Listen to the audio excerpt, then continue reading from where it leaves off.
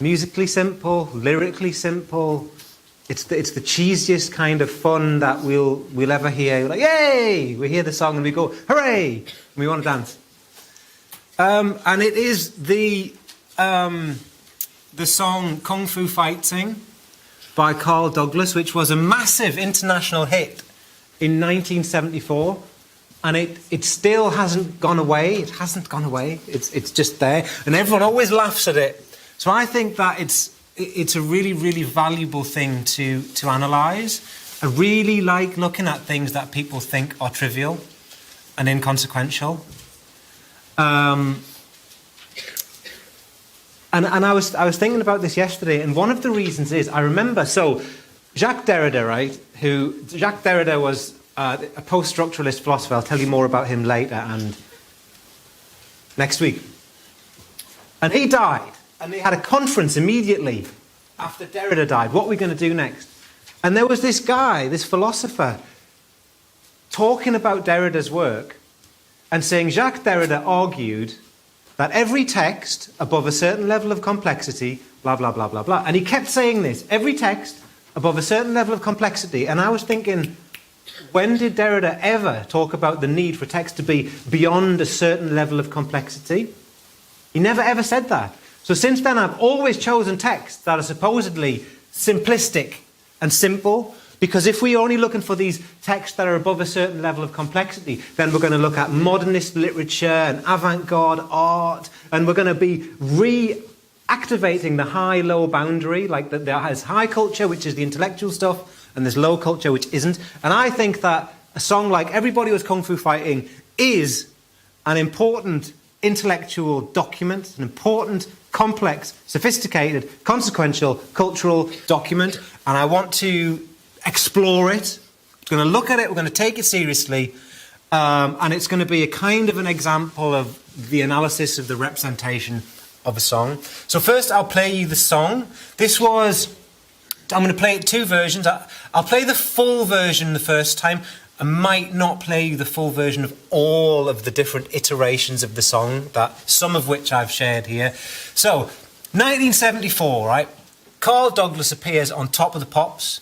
Top of the Pops was just about the only popular music television show that was running. It was used to be on a Thursday night, I think just after Tomorrow's World, right? It was a big deal. It was massive. And subsequent, the thing with Top of the Pops was, when a band or an artist couldn't appear on Top of the Pops in Britain, because it was the only outlet to get visibility and to get people buying your records, they would make a music video, which they didn't call a music video at the time, but we would call it a music video now. So Britain was one of the first countries where the music industry, the popular music industry, started to produce music videos. And this is a slight digression, but it's relevant. Because when MTV was formed and founded and first broadcast in 1981 in the United States, they were really hungry for music videos. And American bands and bands from the rest of the world weren't producing music videos because they didn't have Top of the Pops, which needed them. If they were on tour and they couldn't appear on Top of the Pops, they had to give them something, a film. So what happened was, really interestingly, is that a load of British bands who were relatively obscure, like, they'd sold a few thousand records in Britain, their videos are played on MTV in 1981 and through the early 80s. And all of a sudden they become like these massive, mega successful bands in America.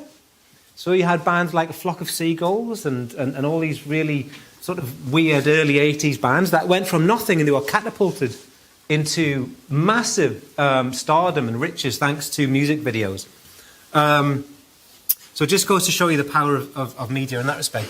So this is before music videos. So the first version was his first performance on Top of the Pops. Look at how bored the audience look. They don't know this guy. They don't give a monkeys about him. And then there's an original music video which has been constructed from edited together bits and pieces of Top of the Pops performances, by which time the audience are much more interested. So we'll just look at the first version first. First version on Top of the Pops.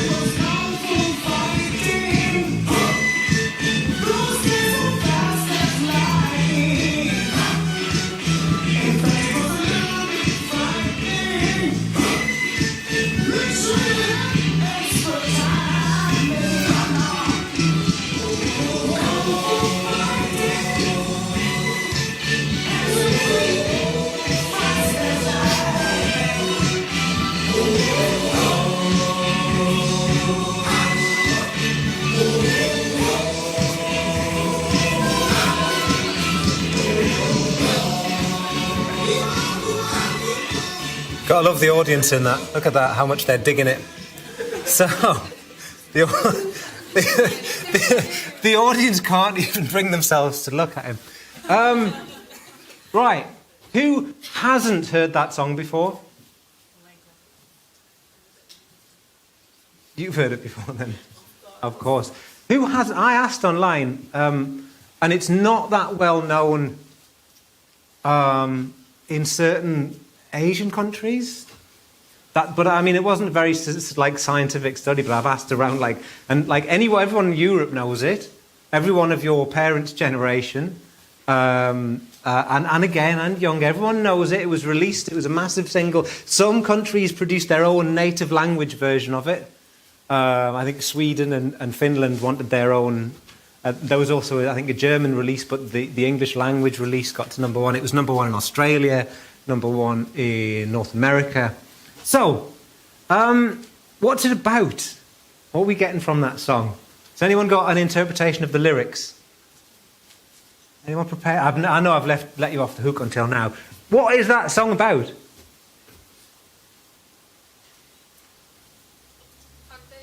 It's about Kung Fu. It is. It is about Kung Fu. It's about Kung Fu fighting. The answer is in the title, really, isn't it? So everybody was Kung Fu fighting. Do we have any advance on who this everybody is? Everybody in the world? Everybody in Chinatown?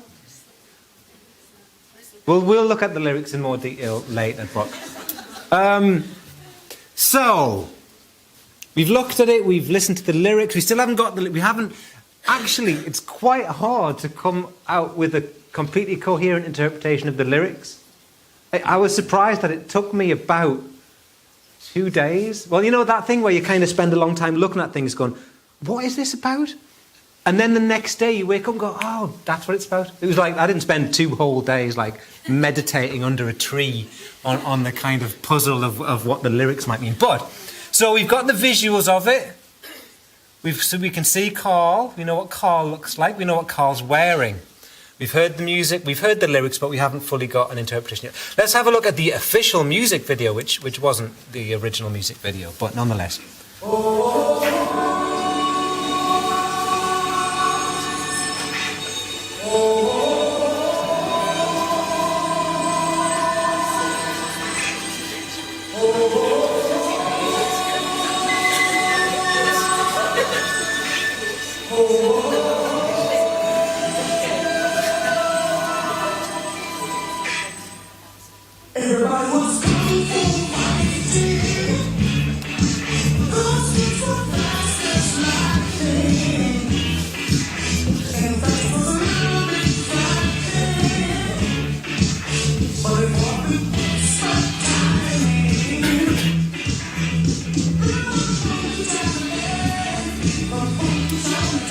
All right. Okay.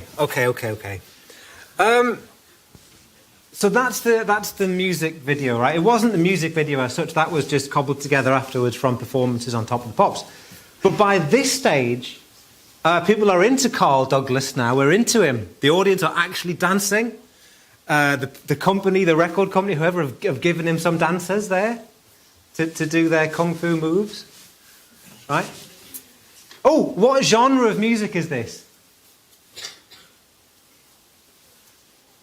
Is it rock, pop, hip-hop, R&B, jazz, disco? Did I hear someone say disco? Yes, it's disco. You're very good today. Well done.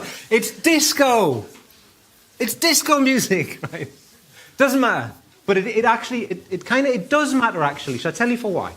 I'll tell you for why. So in the history of disco music, disco started out as a radical underground, bit sexy, bit kind of deviant sexualities, New York sort of thing. And then we now all think, well, history of disco, and we got a few people, and we go Donna Summer, and we go... Carl Douglas, people. It was Carl Douglas, it was this song that mainstreamed and introduced disco to the whole world. Disco before this song was an edgy, scary thing. It was like punk rock would be, or acid house, or any of these other things that are scary. Grime. It was like grime. It was the grime of the time, right? It was scary. It was about racial intermingling in New York, and gay people, and lesbians, and bisexual people, and people having sex and taking drugs. That's what it was about. It was scary stuff, right? Carl Douglas mainstreamed it, brought it into the mainstream of popular cultural consciousness. The song was released in 1974. This is the year after the Bruce Lee film Enter the Dragon, which was the mainstreaming of martial arts. It was the first film, second film really, but first film that actually used the term martial arts. This was a massive global hit. So you've got Enter the Dragon, this new craze, the Kung Fu craze. 1973 is when people identified the Kung Fu craze. And it was all about Bruce Lee, one or two other people. And then this song comes along riding on the crest, right, like the Silver Surfer, of the wave of the Kung Fu craze and this new radical new sound called disco. Radical new sound. And the lyrically, it's talking about this thing that everyone's into. Everybody's into Kung Fu fighting. And this phrase is stuck. This phrase, everybody was Kung Fu fighting, has not gone away. Academics have written books called Everybody Was Kung Fu Fighting.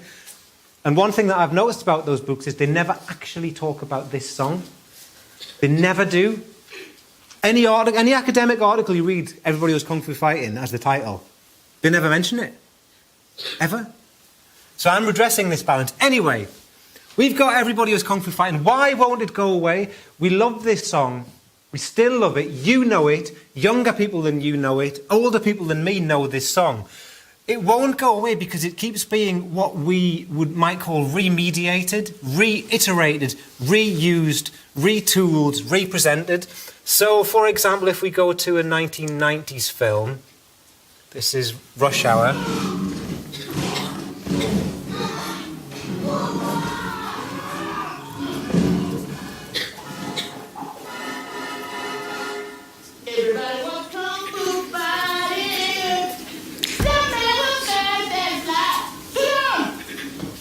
So the Rush Hour films, this is Jackie Chan meets, I want to say Chris Tucker, is that right?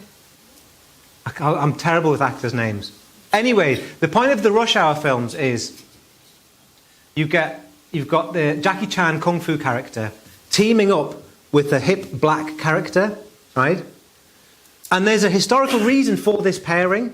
And the historical reason for this pairing is that in the history of the dissemination of martial arts films, they were first of all imported from Hong Kong in particular, and Japan also.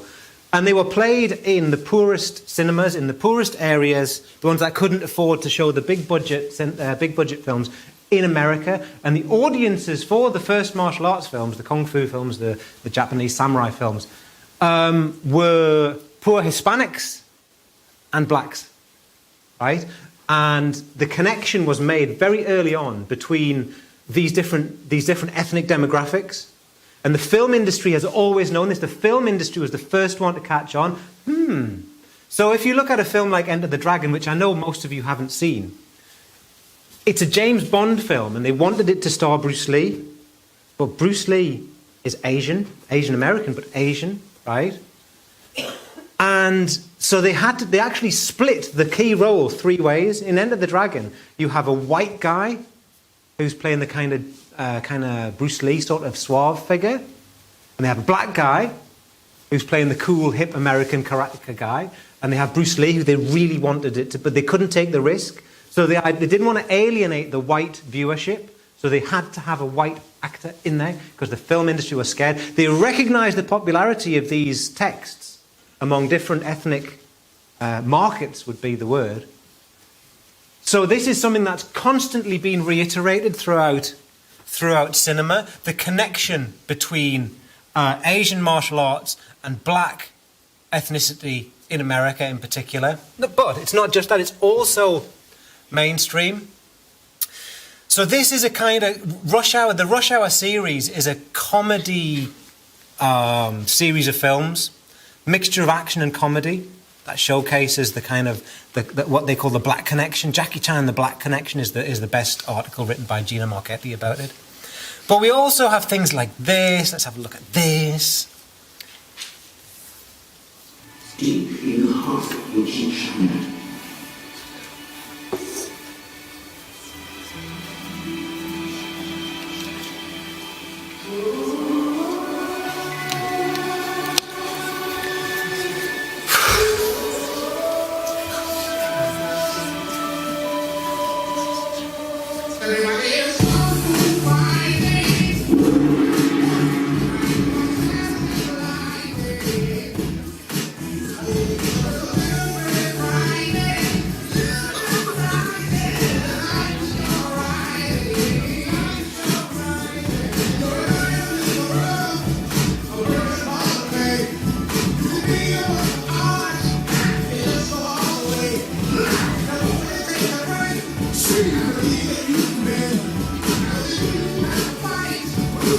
Now, if you look at just the visuals of this, think about this module.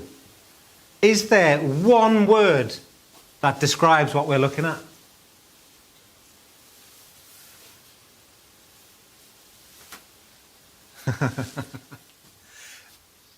Orientalism. Yeah, are we there? You remember Orientalism? Orientalism, what is it? It's the kind of simplification of the other, the stereotyping. It's not hostile. It's not a hostile simplifying or stereotyping, but nonetheless it's the reduction of the other group, the other culture, the other thing, to a simplistic stereotype. So the question is this Orientalism?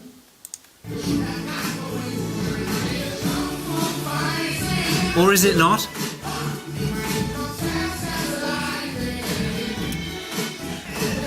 Oh.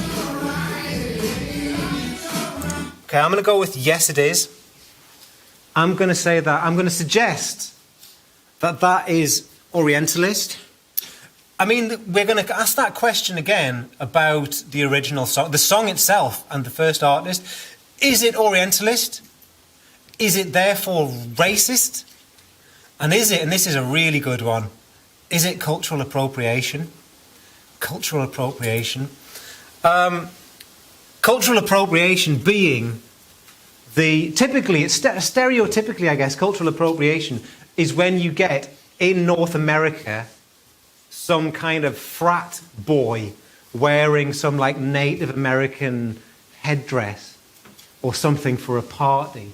Or you get, what's Kyle Jenner's sister called again? Or so one of these people putting cornrows in their hair, and they'll go, but that's not from your culture.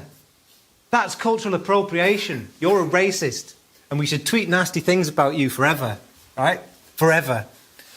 So that's cultural appropriation. Cultural appropriation is a massive deal in North America in particular, especially around certain touchy subjects.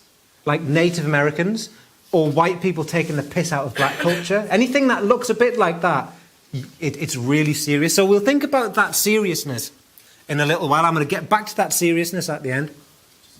But at the minute we have playfulness. So we have the playfulness of Rush Hour, and we have the playfulness of the promotional materials around the Kung Fu Panda franchise. So this song, and then there's the Vamps doing their thing, for better or for worse.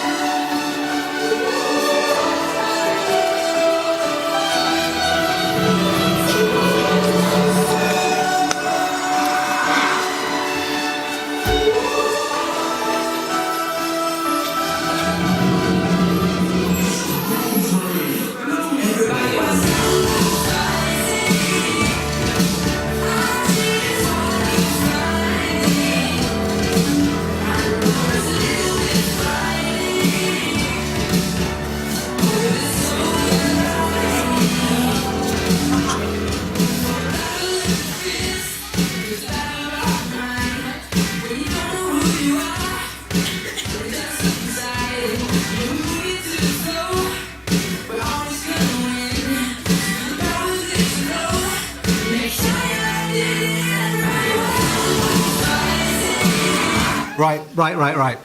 Okay, we could dig deeper into that, but now, an interesting thing that occurs to me. I quite like looking at all these different things over and over again, because then different questions start to emerge. Like, so when we watch this CeeLo Green and Jack Black video, and then we compare it to this one, and we go, well, which one's more Orientalist? Which one's worse? Which one would you rather be in?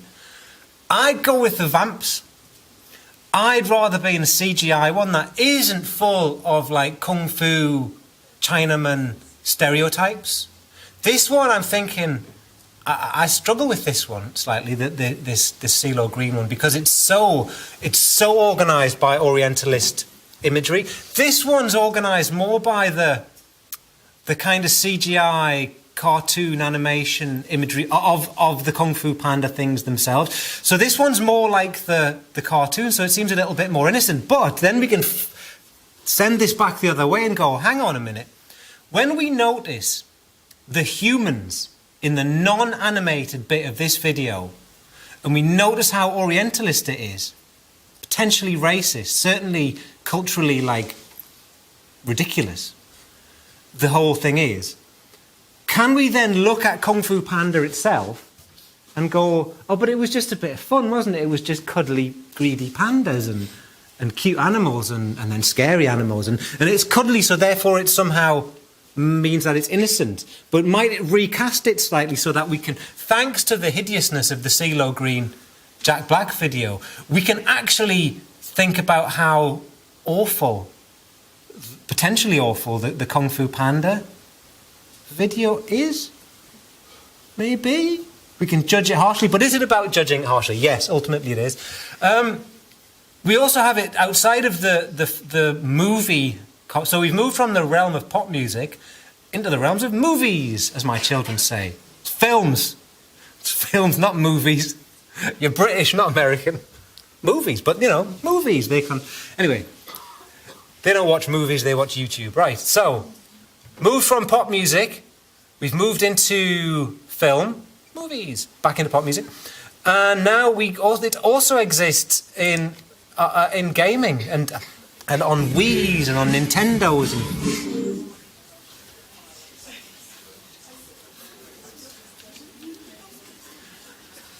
I bet you some of you in this room have played this and danced to this. I bet you're doing it now. You know it. I mean, I would if I had this particular one. But let's look at it.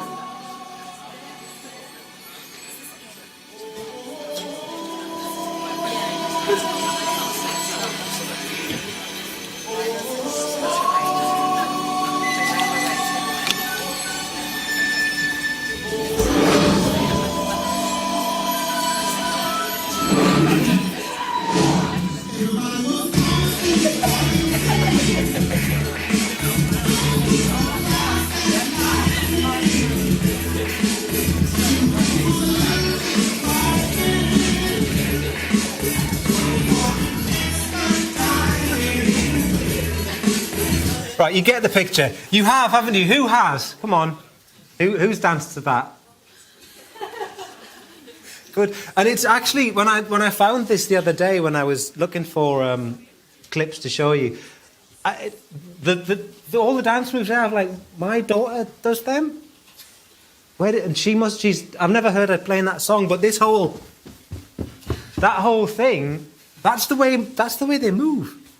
Anyway, there was a sociologist called Marcel Mauss, right, who noticed that. So this was in the 19-somethings, right, ages ago, and he noticed that after the release of a Hollywood film in France, in Paris, all the teenagers that he saw around the place were walking differently. And it was like one of those. It was like that eureka moment, or that apple drop moment for Isaac Newton. It was like, shit. Look at the influence that media has on people. So you've got Parisian teenagers walking a certain way one day, and then they go and see a cowboy film or something. I don't know what it would be. I can look into that, but so can you. And the next day they're all walking a different way, like John Wayne. Or whomever. So, media, influence on the body, influence on our movements, on our behaviours, and you can see this in lots of ways, from the funny to the left. Then we've got one for kids. I mean, for really young kids who might not be quite as adept as their older brothers and sisters.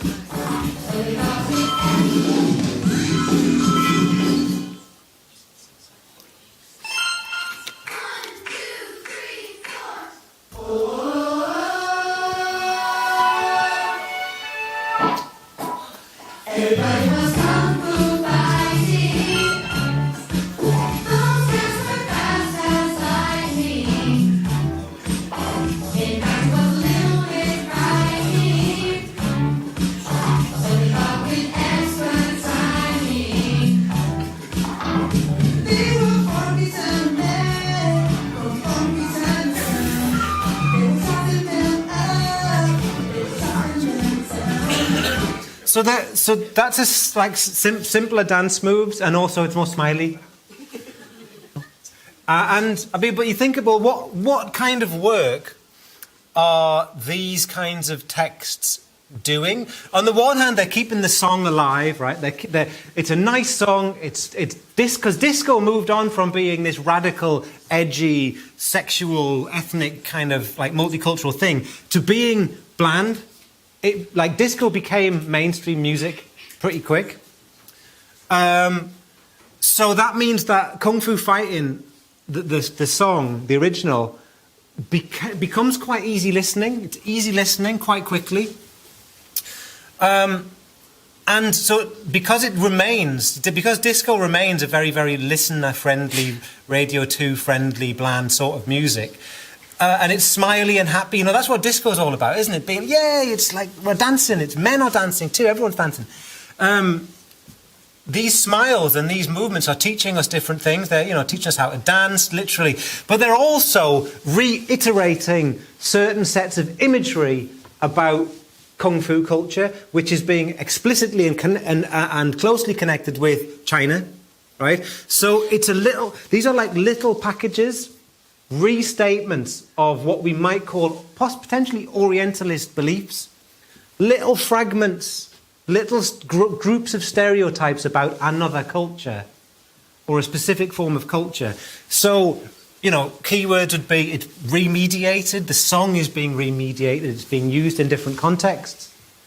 It's also being reiterated, or certain ideas, images, aesthetics, associations are being reiterated in these texts. And that means that certain sets of ideas are kind of being reproduced, are being restated. Boom. One of the ways that Michel Foucault kind of explained what he meant by discourse was he talked about the regularity in dispersion of statements.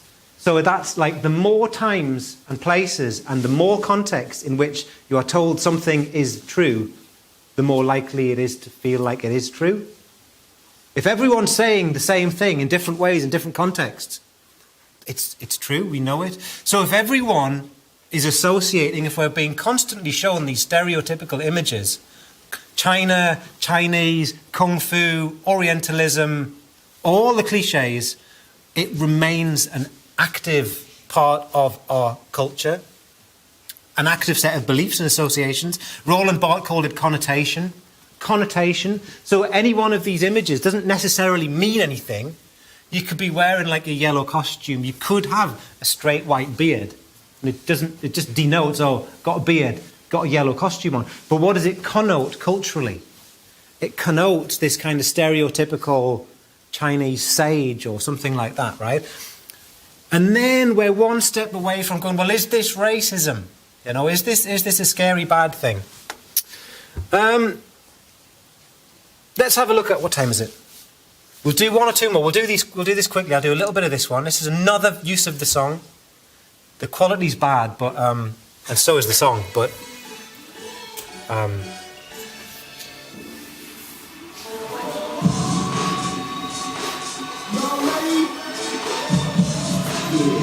but Carl Douglas is in it.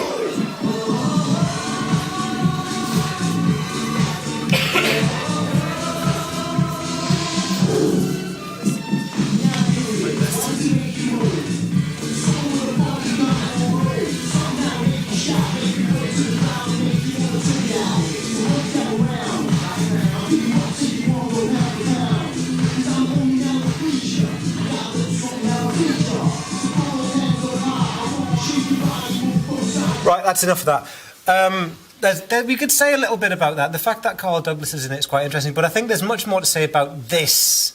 So we'll have a quick look at this one.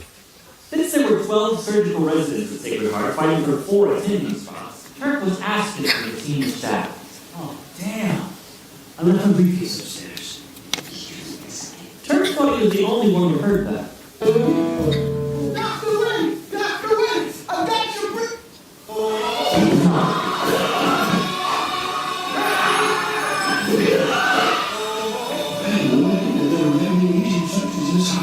I got your back, you know. We'll let it begin.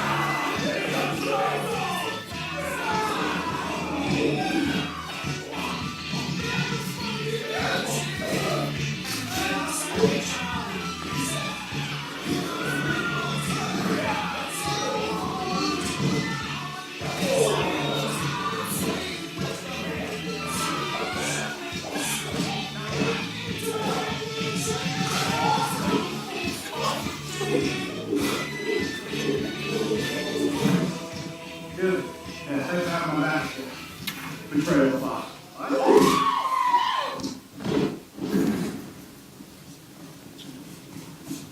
Hey, buddy. Hey. Betrayal box. Dr. White! Now, there's a very great deal that you could say about that clip. If you were to look at that clip in terms of what intertextual references it's making, it all refers back to the film culture of the 1970s. All refers back to Bruce Lee films. The whole thing is a replaying of Bruce Lee films. But it also kind of pokes fun at that, right? It makes it all seem a bit funny. it's a bit amusing. The way that everybody was kung fu fighting seems to as well. Like, we hear the song, you probably never will again hear it and go, yay! You probably go, God, that lecture. Do you remember that lecture? But the song tends to go, you kind of hear it and go, yay! It's this stupid song. You all laugh, right? And so we see that the references, the amusing kind of comedic references to these once serious films, Bruce Lee films in particular, and a certain impulse in academic scholarship, certainly in North America, has been to judge this kind of thing really harshly and go, look at the way that television program, probably produced by white guys, ridicules Asian culture and ridicules the black connection with that culture. And I think that impulse is wrong, because I think that it's more like a shared kind of delight in it, a delight in this kind of movement, a delight in these kind of cultural references. But we'll get back to that later. What I think we'll do now is, this is quite an appropriate point to sort of stop and have our little break. We've put all these questions on the table. We're going to look at a case study or two. We're going to look at 2 case studies which suggest that this song is racist, just is racist. And then I'm going to complicate that a little bit. So we can have 10 minutes today, because I'm ahead of schedule. So 10 minutes.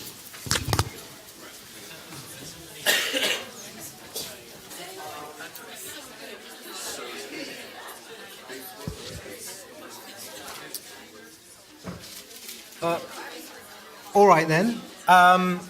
So I would like us to look at two examples, two case studies, 2 different iterations of this song. The first one was the former comedian, now character in an advert, Marcus Brigstock, doing that "Let's Dance for Comic Relief" stuff. One of the first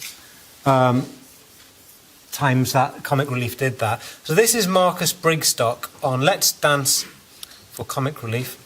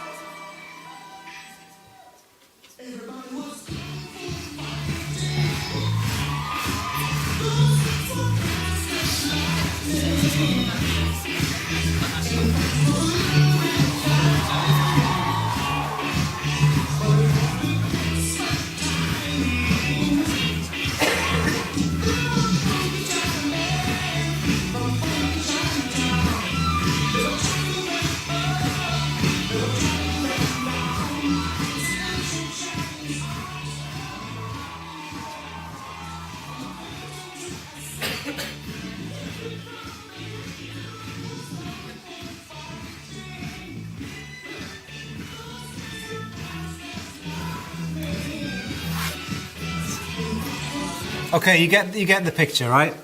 You get the picture. The next example I want to look at, the next case study, is this, which was a story widely reported in the Daily Mail, in particular the Daily Mail. Pub singer arrested for racism after Chinese passers-by hear him perform Kung Fu Citing, right? Later that night, he was phoned at a Chinese restaurant and then arrested. A pub singer has been arrested on suspicion of racism for singing the classic chart hit Kung Fu Citing. The song, performed by Simon Ledger, 34, is said to have offended 2 Chinese people as they walked past the bar where he was singing. The entertainer regularly performs the 1974 #1 hit, originally by disco star Carl Douglas, at the Driftwood Beach Bar in Sandown on the Isle of Wight. But after one of the passers-by reported his routine on Sunday afternoon, Mr. Ledger was arrested on suspicion of racially aggravated harassment. We were performing Kung Fu Fighting as we do during all our sets, he said. People of all races were loving it. Chinese people have never been offended by it before. But this lad walking past with his mum started swearing at us and making obscene hand gestures before taking a picture on his mobile phone. We hadn't even seen them when he started the song. He must have phoned the police. Officers later called Mr. Ledger while he was eating in a Chinese restaurant to arrange a meeting. The singer assumed it was a prank, but he was later arrested and is still under investigation. They seemed pretty amazed, but said the law is the law and it was their duty, he's reported to have said. It's political correctness gone potty. There are plenty of Welsh people at our shows. Does it mean I can't play any Tom Jones? Right? So, now, 2 examples. First one by Marcus Brigstock, performing in kind of Oriental drag, based on one joke. I guess the joke is, isn't it funny to be dressed up like a funky Chinaman and doing Kung Fu?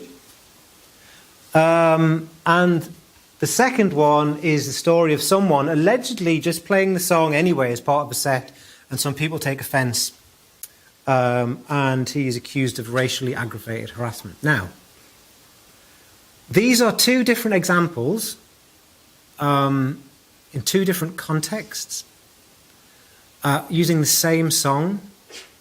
So what are we to make of them? Like, no one actually, as far as I know, has accused Marcus Brigstock of a kind of racism or something.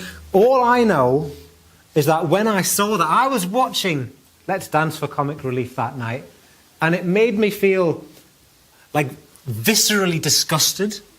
Like I was offended on behalf of all Chinese people, right? Which I have no right to be or to do. But I thought, this is just racism. It's just racism. It's like one year I went to an amateur pantomime. Like it wasn't a professional pantomime, it was an amateur pantomime. And it was Aladdin. And a lot of Aladdin is set in China. Which I had forgotten that. Aladdin is all set in China. They all go to China. And it was based on one joke all the way through. The joke was, don't Chinese people speak English with funny accents? That was the joke, right? And I was sitting there like, I can't believe. So I turned into that man, and I was straight back home emailing them. This is just racism. And they wrote back to me and said, it's not racism, it's comedy. And I was like, it's a big, steaming pile of shit, right? And my question was, would all those actors who went out there on the stage doing this joke that lasted the entire play, the entire performance, taking the mickey out of Chinese names, etc., would they have been as happy and as convinced it wasn't racist if they went out on the stage and they saw like 2 coachloads of Chinese tourists in the audience? I think they wouldn't. I think they would have gone, oh shit, I wish we'd thought about this. Right? There's something problematic. Let's go problematic with with this parodic performance, this ironic, joking performance of another culture. So that's even it's just a bit of a laugh line. It was just a joke, it was just a bit of fun response. And now I think you're on dodgy ground there. Anyway, then we have the case of the performer who claims he's just performing a song that he always plays, and it was just a 1970s hit, and everyone knows it and everyone loves it. And people in the audience apparently getting offended and saying he wasn't just playing the song. Oh, I did look into this. There are other stories. There was a lot more people were interviewed, and this story ran for a little while.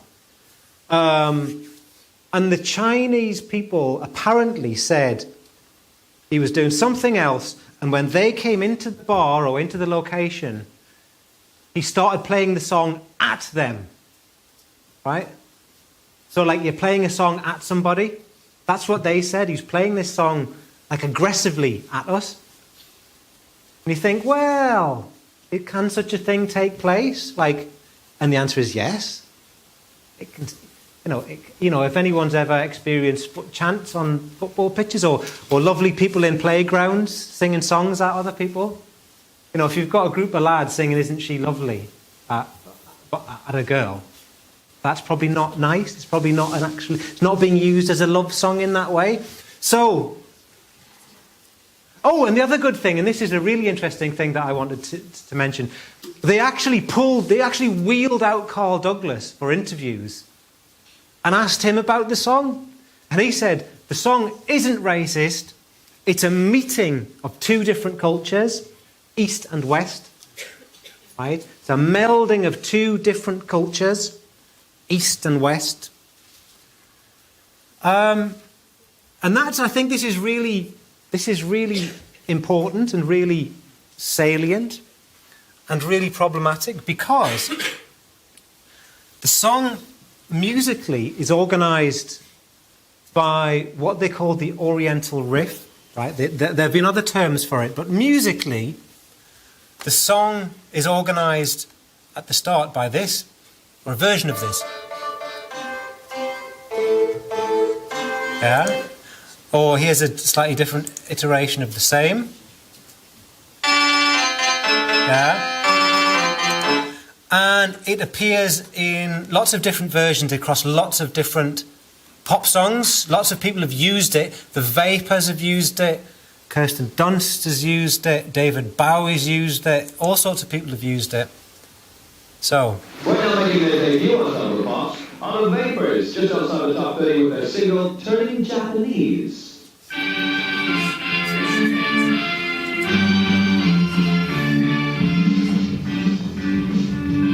I'll get back to that in a minute. So, the Oriental riff.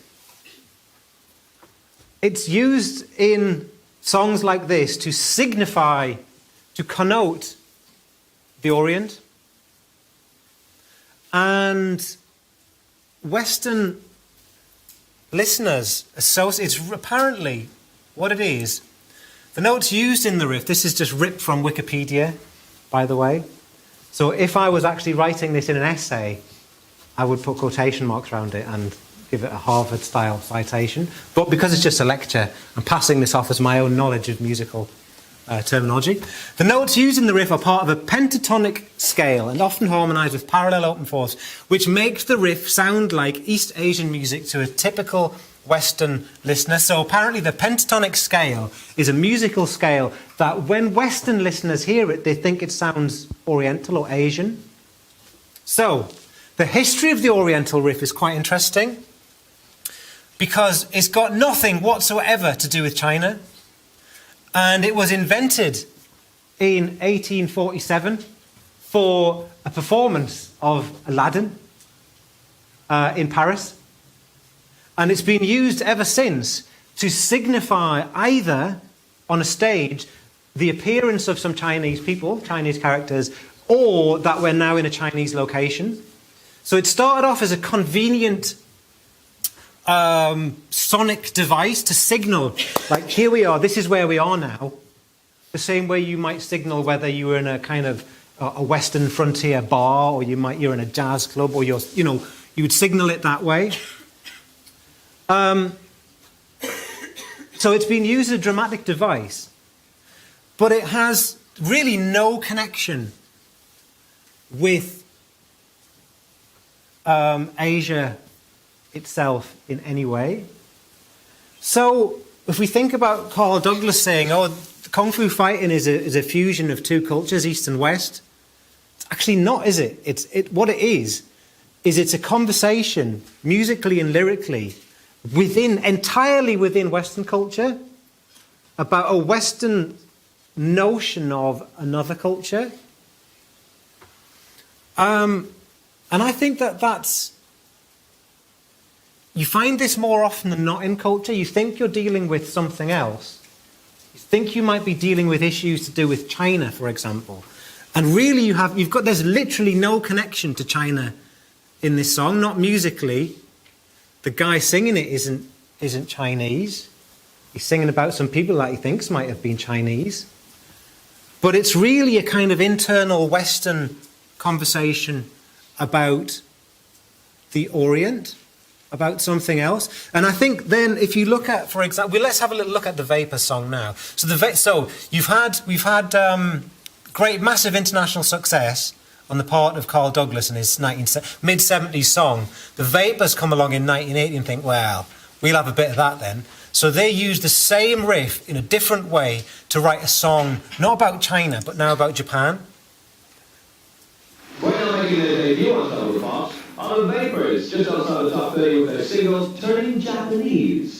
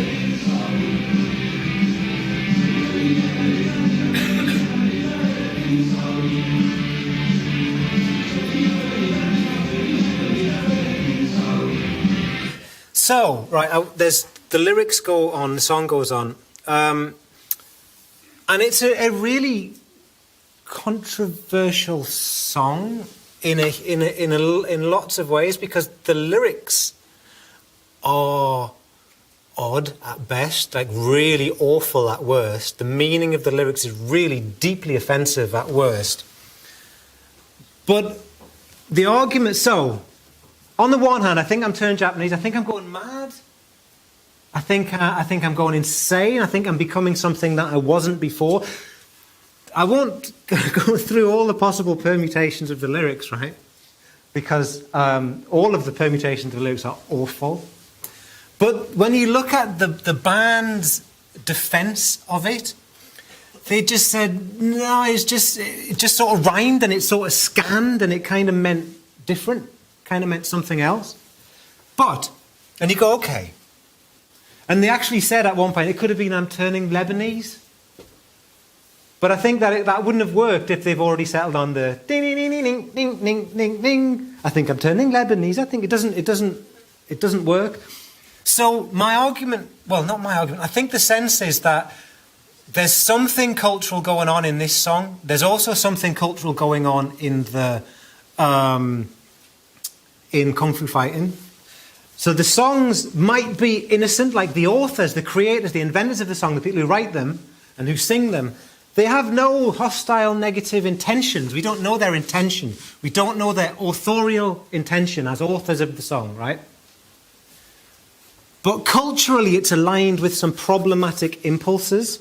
Now, they didn't make a video for this song. I don't know if those images of those Japanesey images were intercut later into this, or whether they showed them at the time of the performance on Top of the Pops. However, there is, if you look on YouTube, official videos galore for this song, right? Now, the Vapors didn't make a video for this song, so any official video or any video for it has been made by a fan, essentially. So they're fan-produced interpretations of what they think a good video of the song would be. So let's have a little look at this official video for Turning Japanese.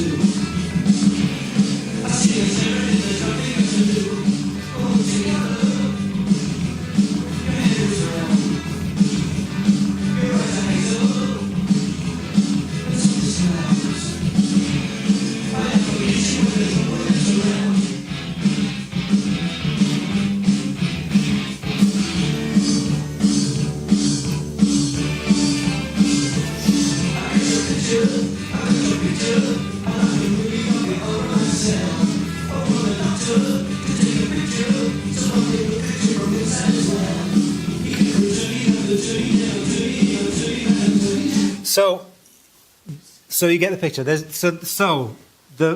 fan makers of the video for I'm turning Japanese, they collect together a lot of clips that they think really go well and nicely with this song.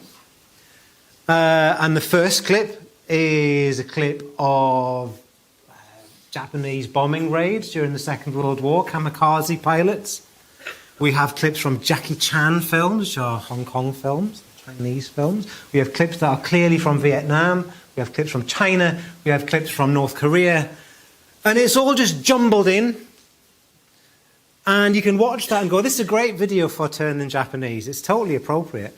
Or you can go, what does it mean that this what does this collection of images mean that someone's gone, right, I feel the need, I feel the need to spend my time editing together a new video for turning Japanese, this 1980 pop hit, right? I remember when YouTube started, and you'd look at it and go, but why? But why have you done that? Why did you spend your time doing that? Anyway, so someone's done that. And you can regard that video, I would regard this video as a symptom not just of someone's, not just of the maker's own idiosyncratic take on the possible meanings of turning Japanese, but as an expression of the way that certain sorts of images, certain sets of imagery kind of permeate our thinking, like you just absorb them and go something about Asia, Japan's kamikaze, samurai, geishas, Vietnam, China, it's like that kind of lazy cultural ignorance, like there's a studied kind of ignorance to all of this.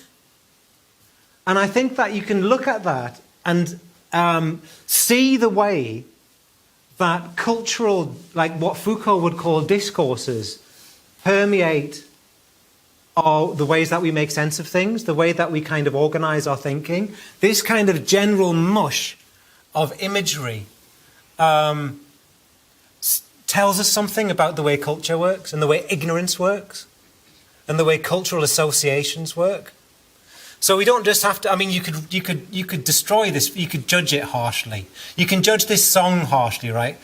I think the Vapors turning Japanese, you can judge it quite harshly lyrically.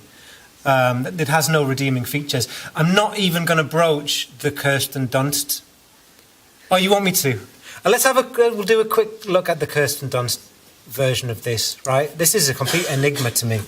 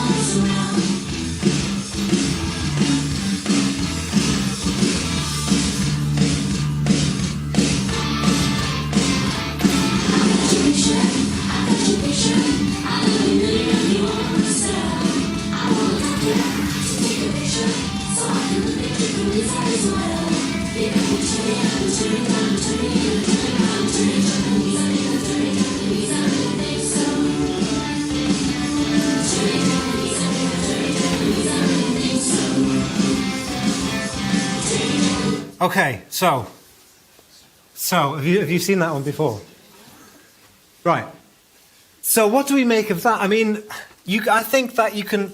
So this is another silly video for a simple song, right? But you can look at it and go, what the hell is going on in this situation? And making sense, interpreting a video like that, an occurrence like that, a product like that, it really needs you to ask some quite difficult and deep questions about the cultural context in which that occurs. Like, so you've got white American woman orientalizing herself, self-orientalizing, performing something about Japanese culture, which is already often depicted as kind of like a strongly constructed performance, often of misogynistic kind of values. It's really, really, really complicated. But I think that if we're thinking about our essays here, which is one of the reasons I decided to do this sort of like sprawling case study to kind of suggest ways that you might look at text, we have to defer our moral judgment. We all have our moral judgments about texts. Like, I have my moral judgment about this official video for the Vapor song, and I have my moral judgments about Kung Fu Fighting itself. We put that on hold for a minute, and we think, what has gone into this text? What can we get out of it? What does it tell us about what is going on? And a cross-cultural text like this is incredibly complex and poses all sorts of questions about, well, we'll get to them now, about cultural appropriation, about race, about Orientalism or self-orientalization. And then you go, hang on a second though, does Japanese popular culture orientalize itself? And the answer to that is, of course, yes. Because all cultures capitalize on what sells. What do Westerners want? What does the market want? What does it want? But that's not just Oriental. It's like, what do American tourists who go to Loch Ness want? When they go to the Royal Mile in Edinburgh, what do they want? They want kilts, sporrans, and whiskey. That's what they want. So that's what we'll give them. Anyway, so with all of these things, let's go back to Kung Fu Fighting. Is it cultural appropriation? So what do we see in Kung Fu Fighting? We see that, everyone involved in it is dressing up in sort of Kung Fu-ish, sort of Chinese-ish, possibly clothes. Is dressing up or fancy dress, is that cultural appropriation? Is it a bad thing? Is it always a bad thing? And isn't all culture a kind of performance anyway? I mean, I feel really odd if I go to a martial arts club and you start to have to put on the supposedly indigenous uniform, it always feels a bit odd. This all feels a bit odd. But it's part and parcel of that practice. So I'm orientalizing myself, giving it all of this, using Chinese and Japanese terms and so on. But is that cultural appropriation, or is there something else going on in that? And then, what determines whether something is acceptable or not? And anyway, is culture actually someone's property? Who says I can't dress up in any way that I want and behave any way that I want, speak any language that I want, and have any religion that I want? Who says culture is owned by someone? Is it someone's property?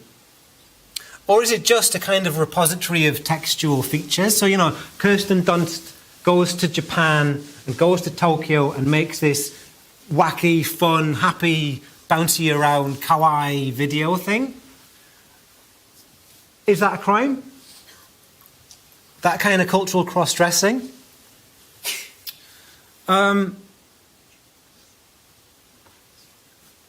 think we need to think about, there are certain types of things that are obviously forms of cultural appropriation that would be wrong. So certain cultures have kind of like sacred forms of knowledge or forms of imagery that really only a select few people are allowed access to. But then you get kind of Western tourists who want to have them on a tea towel or a t-shirt. And I think that's really kind of dodgy ground there when you start to mess with it now. Like even in this country now, even in this country, it's against the law to deface the image of the Queen, of the monarch. In North America, you're not allowed to walk on the Stars and Stripes, the Star Spangled Banner. You're not allowed to. So, and if that is done, that's why people burn each other's flags all the time, because it's a real kind of cultural taboo. Like you can't do this to our culture. But here's an example of something that is I think a really blatant and deliberate kind of example of a bizarre form of cultural appropriation. It's from the film The Beach. Has anyone seen The Beach? One person, not bad. It's a film about Westerners, mostly white Westerners, trying to find paradise. So they go off to Bangkok, and Bangkok's not foreign enough for them. So they hear about the legend of the beach, and it's like an unspoiled paradise. So they go there and spoil it. But someone's died, right? One of the crowd has died, and this is the situation we have here: the funeral.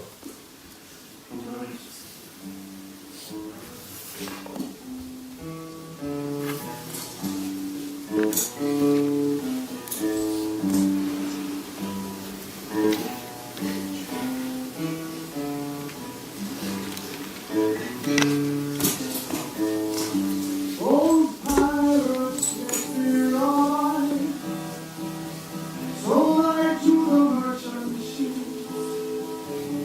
Minutes after they took I from the bottomless pit, and my hand was made strong by the hand of the Almighty. That's probably enough, actually. So basically what we're dealing with here is, what we've got in this situation is Mr. White Dreadlocks playing his guitar and singing Redemption Song, which is the Bob Marley song, which is essentially about his entire culture having been pulled into slavery. It's about it's like from the first person of having been enslaved. So it's a very Afro-Caribbean kind of special song about a very, very unique and terrible situation. So on the one hand, you can look at it and go, because I like that song. I like Bob Marley. And I would sing that song, and I probably have sung that song. But like, the film sets that up as a sort of irony, like, what the shit? Like, white dreadlocks singing. So then you can kind of go, this is ludicrous. And the term that we would be using now for that is cultural appropriation. I don't particularly like the term cultural appropriation, but it says something, because on the one hand, you can look at it, it's like one of those visual kind of paradoxes where you look at it and you go, it's fine, it's just a bloke singing Redemption Song. What's the problem? What's the big deal? Can't we all just sing anything? If we like it, we can sing it. Yes. But on the other hand, it's Mr. White Dreadlocks imagining himself to be the descendant of people who were pulled into slavery. So we are in a problematic situation. My personal response would be like to say, stop being a knob. You're not the descendant of black enslaved Africans. Who do you think you are? But I would joke, he would be my friend, and I would joke, say, come on, mate, white dreadlocks. And that would be the nature of our friendship. But I had dreadlocks once, by the way. However, in my own defense, they were part of a Mohican and they were flamingo pink.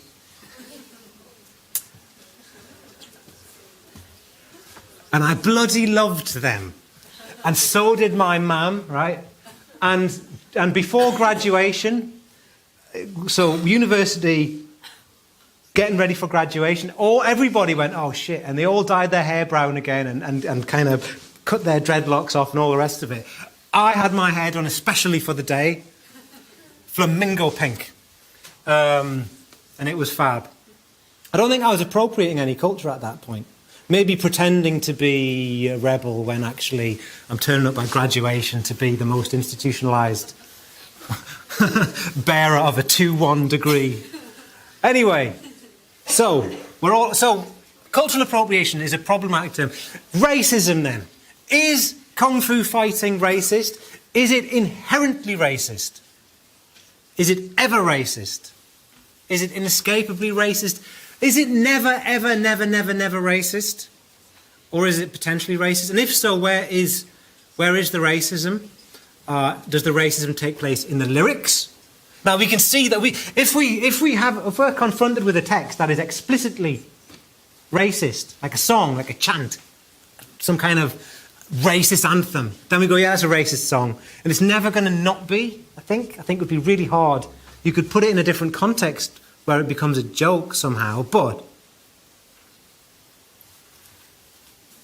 Or you could think about, there are films in which there are characters who are explicitly racist, but the film itself, you can't say the film itself is racist. I'm thinking of American History X here, but it shows my age. But the lyrics, the visuals, are the visuals racist? Is there a racism to the visual imagery around the song? Is the music racist, or is it something to do with the context? So here, just quickly, we'll have a little look and we'll try and get to the bottom of this song, right? Everybody was Kung Fu fighting. Those kids, or indeed cats, so there's no agreement about what the lyrics actually are for this song. I've seen dozens of different versions of the lyrics. Those kids were fast as lightning. In fact, it was a little bit frightening, but they fought with expert timing. They were funky Chinamen from funky Chinatown. They were chopping them up, they were chopping them down. It's an ancient Chinese art, and everybody knew their part. From a feinting to a slip and a kicking from the hip, everybody was kung fu fighting, timing. There was Funky Billy Chin and little Sammy Chong. He said, here comes the big boss, let's get it on. We took the bow and made a stand, started swaying with the hand. A sudden motion made me skip. Now we're into a brand new trip. Everybody was going to... So, these are the lyrics that I pondered for at least 24 hours. And eventually, after all the possible, is it everybody in the world who's kung fu fighting? No, not. But that's part of the appeal of it, because in the 70s everybody was into it. They make programs now called Everybody Was Kung Fu Fighting. The Kung Fu craze of the 70s. There's documentaries galore. Everybody was Kung Fu fighting in 1973, 74. But nobody really knew how to do it. Everyone wanted to be Kung Fu fighting. Fast as lightning they were, so was Bruce Lee. So it's fast, frightening, expert timing. That's Kung Fu. So there was some funky... So is he watching a demonstration? Is he talking about watching a film? Probably not, no. Because he's with at least some men from Chinatown. We've got Billy Chin and Sammy Chong, who presumably... So they might be in Chinatown. There's at least some people from Chinatown, right? And if you follow all the options down, I think the only thing is, he's coming back from his first ever Kung Fu class, and he's telling everybody about it. We went to this class, everybody was Kung Fu fighting, fast as lightning, da-da-da-da, and then here comes the big boss, so we had to get back to it because we were chatting. And the potential racist terms, Chinamen, as opposed to Chinese men. Possibly racist, yeah, it's got racist overtones, right? If we remember the Big Lebowski. Dude, the preferred nomenclature is Asian American, right? Not Chinaman. Who's seen the Big Lebowski? I want you all to make me a solemn pledge that you will watch the Big Lebowski as soon as is humanly possible. Who's with me? Who's with me? Who's with me? 1, 2. Watch the Big Lebowski. If you don't watch the Big Lebowski, I think I failed you as a lecturer. Sorry, I need to crack on. I don't think these lyrics are racist. I don't think there's anything racist in the lyrics, basically, right? I think that perhaps there's something Orientalist in the visuals and in the music, but I think that ultimately we're going to have to say that context is everything. I think that it's Orientalist through and through, but Orientalism isn't necessarily negative. It's just a thing. For Edward Said, when he's writing about Orientalism, a very specific history of Orientalism in the West, it is a problem. He's regarding it as a Western problem, but actually I think that when you look at the visuals here, yes, I think this is quite Orientalist, but I think this is anyone who dresses up and gets into kind of martial arts culture. If you Google, this was a Google search for visuals for martial artists, there's a lot of cultural cross-dressing here, a lot of fantasizing about our own identity. And if we Google Orientalism, visual, like just an image search, this is the classic stuff that Said is talking about, and it is heavily connected to political issues that exist today. If you Google Chinese Kung Fu, you see that actually the Chinese martial arts industry, the Chinese cultural industry is all over this. They're trying to capitalize on it. This is what you call self-orientalizing as well. Orientalism isn't necessarily a bad thing. Orientalism can be that thing that gets you into a foreign cultural practice, can be that thing that fuels or oils or sparks a kind of cross-cultural encounter. So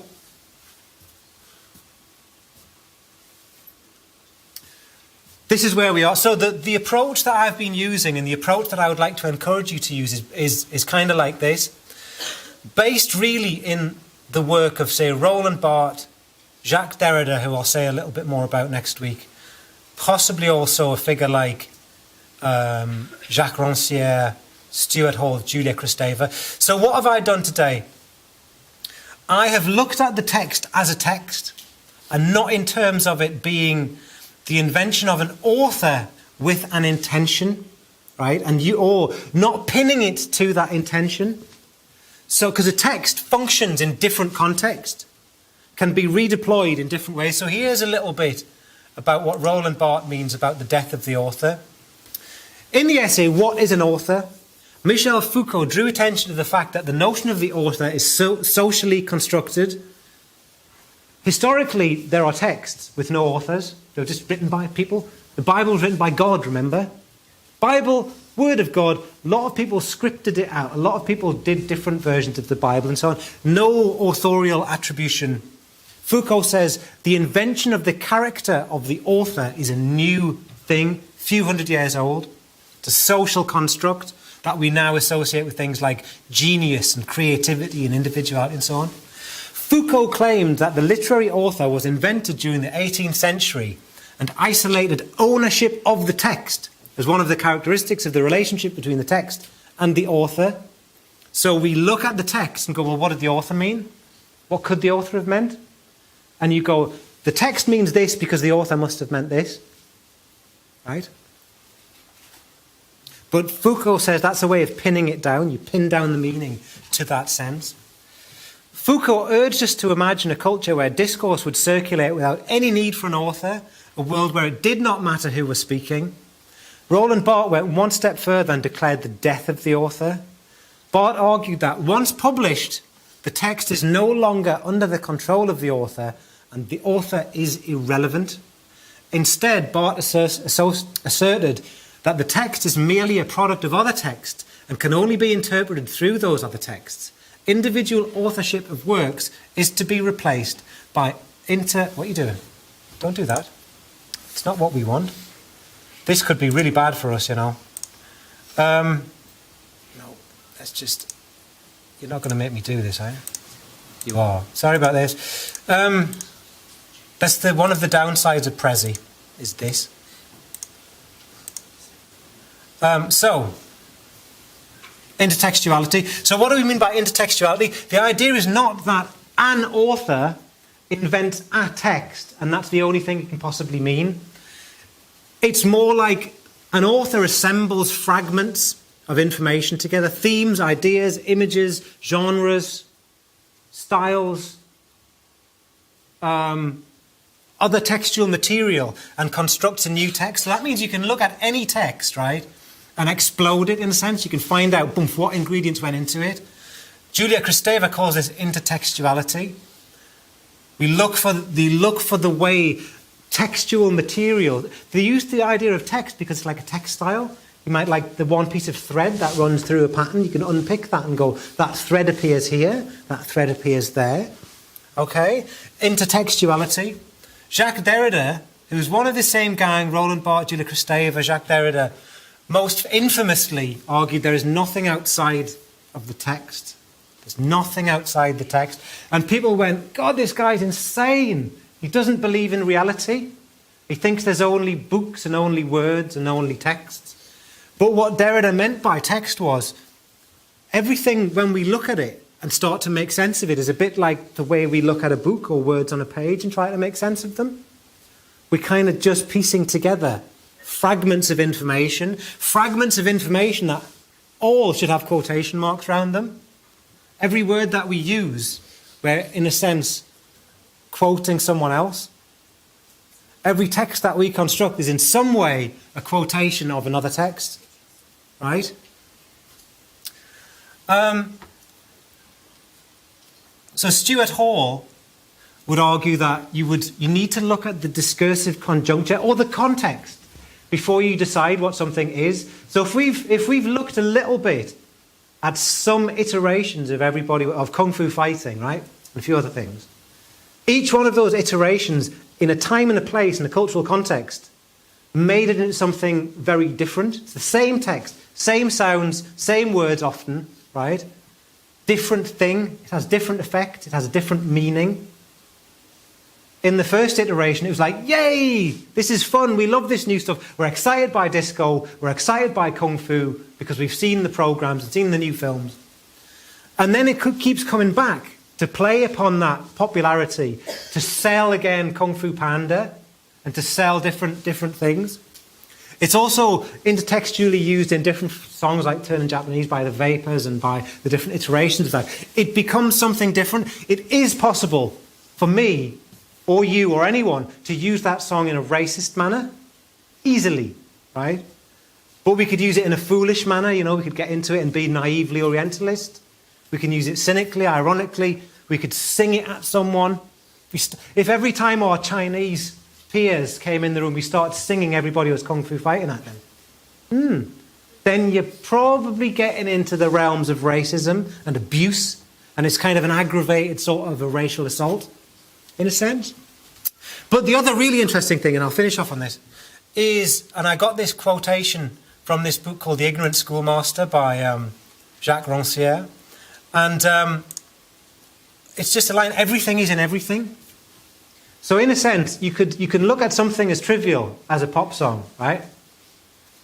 And especially if we think about that Kirsten Dunst video, which I didn't actually want to talk about. One of the reasons I didn't want to talk about it is because it's too complicated. What the bloody hell is going on in that? Analysing that and making sense of that, we need to make some sense of what we think Japanese culture is all about, popular culture, gendered culture, cultural cross-dressing. It asks us to make sense of that text. We also have to make sense of an enormous amount of context. So everything is in everything. Which is one of the reasons I really like looking at supposedly trivial text, which is where I began, which is where I'll stop. Okay? Thank you. We'll leave it at that.